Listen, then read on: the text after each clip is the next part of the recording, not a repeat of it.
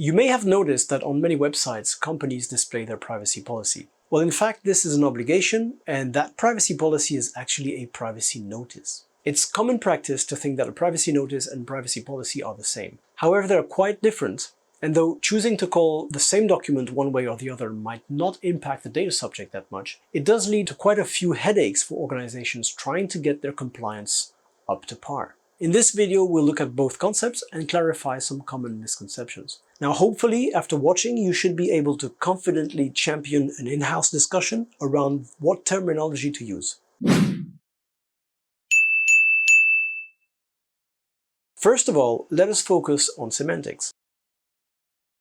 A policy, as expected in the ISO management family of norms, intends to outline and specify staff conduct within an organization. It helps clarify overarching company objectives and set out the best practices that staff should observe to reach those objectives. They're helpful to help shape practices and are sometimes used to hold staff accountable. For instance, if an employee is found to repeatedly violate prescriptions around password sharing, this could trigger disciplinary action based on what is outlined in the password policy. Therefore, a privacy policy is defined as an internal document that outlines the organization's approaches and best practices regarding privacy and data protection.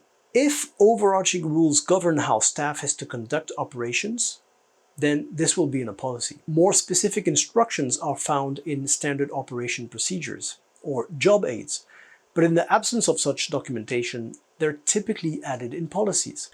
Ultimately, a data protection or privacy policy should address how staff are to handle personal data and what rules ought to be observed in this regard. On the other hand, a notice is a disclaimer. It's a purely one-way communication that transparently informs the reader. Think of a notice of payment, for instance, or a warning label. They're pinned memos that inform the reader of what is happening or what is imminent. There is no need to agree or to accept them. They're simply provided. Ultimately, you can see a privacy notice as a poster that a data controller uses to fulfill its duty to inform data subjects. This is why we need to process your data.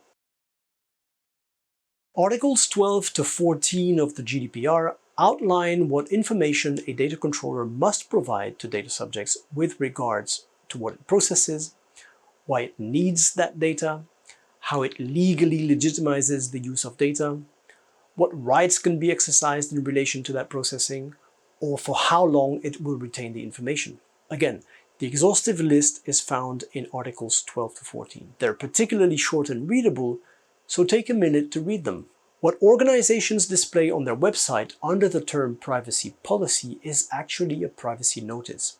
It clarifies for data subjects how the organization processes their personal data. Its target audience is external.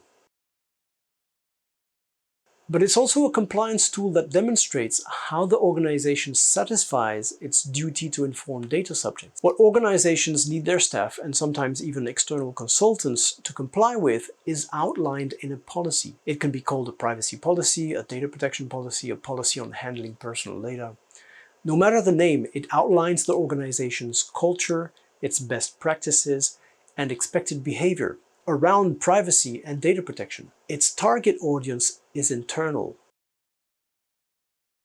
But it's also a compliance tool that demonstrates what organizational measures the organization has implemented to ensure staff carry out the processing of data in compliance with data protection requirements. Note that a privacy notice is publicly available on your website or on your app. So as such, potential partners are able to get a first glimpse of your compliance with data protection regulation by looking at the clarity of that document.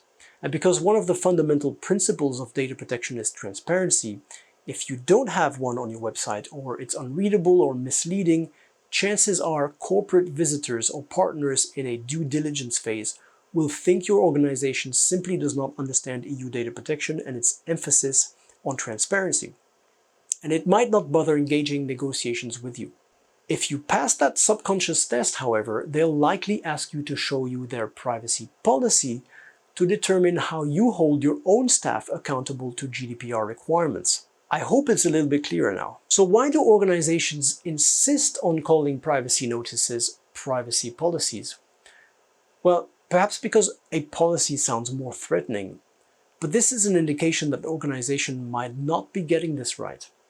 Remember that policies hold staff accountable. As such, there's an element of coercion behind the document, but that coercion simply does not apply to information provided to data subjects. The duty to inform is actually an obligation on the data controller to provide details of the processing of personal data to the data subject.